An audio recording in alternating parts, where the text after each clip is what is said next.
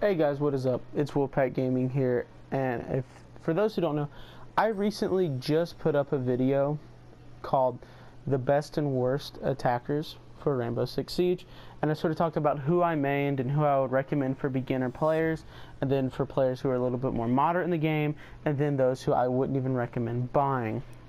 Since it's different attackers, I decided I may as well go over and do it for the defenders. So yeah. We're going to start off with my mains, and then sort of my secondary main and my third main, and then just the other ones that I own and what I think about skill level and who should own them and sort of stuff like that. Now, one of the ones that you can start off not start off with, one of the ones that I main and is my first main is Rook. Now, with Defender, I never have a set in stone defense player, because a lot of times, in my opinion, like I fluctuate. I'm good with one for a long time, and then I decide to move over to another person, and I feel like I do better with them, and that's sort of how I am with Rook. So I use his Rook's MP5 as opposed to his P90, just because the P90 is, the damage is not, I think, one of the worst in the games. So I use his MP5 because I definitely value distance weapons as opposed to shotguns. Now I use an ACOG sight on this gun because headshots are king, and in this game, if you want to win, you have to land a headshot. And you're going to kill an enemy a lot faster with a headshot as opposed to a body shot, and that's why I say headshots are king, and that's why if there's ever a chance to put an ACOG sight on a gun that you can control the recoil, do it. Now I have a flash hider because in defense I find that I can tap fire a little bit better with this gun as opposed to just holding down the trigger, which you don't even have an option to do, so there's no compensator. So yeah, I would definitely use flash hider because you can tap fire with this a lot better than single shot. That's just my opinion. That's what I think. Now for pistols, instead of using the 357, the 357, it does a lot of damage, but the recoil is insane. Now the P90 or the P9 doesn't do a lot of damage, but I pick that over this. Just a personal thing. Now, I use impact grenades as opposed to deployable shields. The reason I use impact grenades is because you can use it to open up walls and connect other rooms and sort of give your defensive team a more of an advantage as opposed to the deployable shield. Because a lot of times I find that the shields kind of can get compromised very fast as the pace of the game changes and the situation of the flow of the game sort of changes as well. So that's why I would pick impact grenades, in my opinion, over the deployable shield. But yeah, Rook is my favorite. He drops, for those who don't know, he drops trauma plates, what they're called, or armor for your team, and they can pick up the armor, and it gives them like an extra armor rating.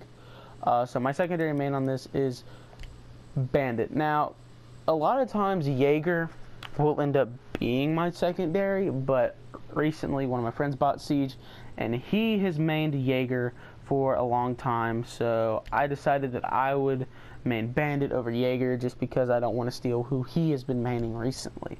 Another reason you'll see a trend with this is the ACOG sight. The ACOG sight, in my opinion, again, gives you a huge advantage because headshots are king, and yeah. And now, a lot of times, since there is the option to use this where you can just lay down on the trigger, that's what I pick because, again, I'm not the best with tap firing, but if I can lay down on the trigger and get a headshot with this gun, it's an instant kill for the most part. It's very good. And, yeah, that pistol's the only option. And barbed wire is good, and so are nitro cells. Now, barbed wire is good for a hostage, but a nitro cell, if you run into a riot shield, you can take them out with that nitro cell, and that's why I favor nitro cell over barbed wire all the time. Now for my third operator that I main with, that is Kapkan. Now, I used to actually have Kapkan set as my main. I used to be able to pick good rooms, and I would get a lot of kills with it, but I just stopped getting kills with them, so I decided, hey, I'm going to go ahead and switch mains, and that's when I started playing as Rook and actually producing a lot better with him due to his ACOG scope. Now, the 9x19 VSN is pretty good. The firing rate's okay, the damage is okay, its capacity is normal. Now, the only issue is there is no ACOG sight. There's only the holographic sight, which I'm not a big fan of, and the reflex sight. The reflex sight's pretty good, so a lot of times it comes down to preference of which sight you prefer over reflex or red dot. I just found myself using the red dot more now. I use the compensator because again, I like to lay down on the trigger and vertical grip because you can, because in the vertical grip, because if you can compare it to the angled grip, the recoil pattern is a lot more tighter with the vertical grip, and recoil helps with this game a lot if you can control it. Now moving over to operators that I feel like starters of this game can use on defense. Now, when I first bought this game, I bought Mute. Mute's pretty good, and he's very self-explanatory. Put him next to doors and walls, and he can stop the enemy team's sort of advances, and can put a damper in their plans from time to time. So, to me, relatively, he can be a beginner operator. He's sort of in that beginner to moderate phase.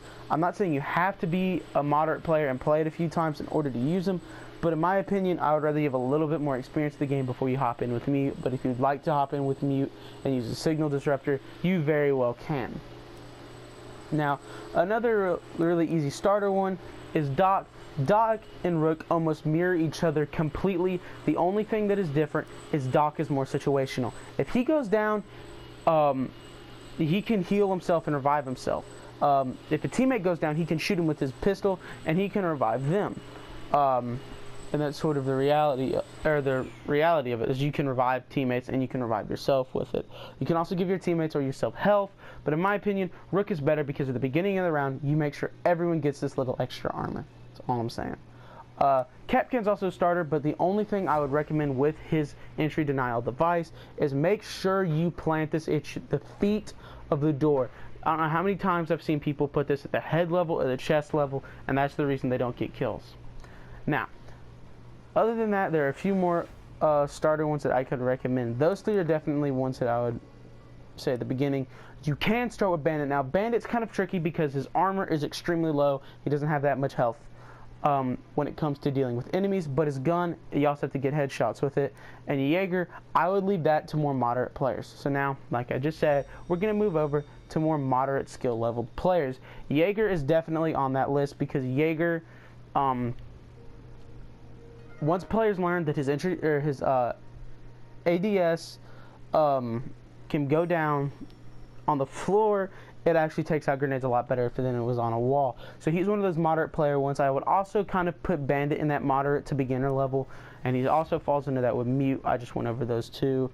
One that I feel like a moderate level player can use and be good with is Pulse. Same with Smoke. They're both moderate levels. Smoke's remote gas grenade is extremely powerful, and he can really change the tide of an advance because he can throw this gas grenade, set it off, and keep an enemy from completely walking in the door and have them delay their entrance time, or maybe even make them move into a different area. And then Pulse's cardiac sensor, he might be able to steal a cheap kill by seeing your heartbeat through the wall. Now moving on to players that I think you should never buy for defense. Never buy them because I never see people do well with them, in my opinion.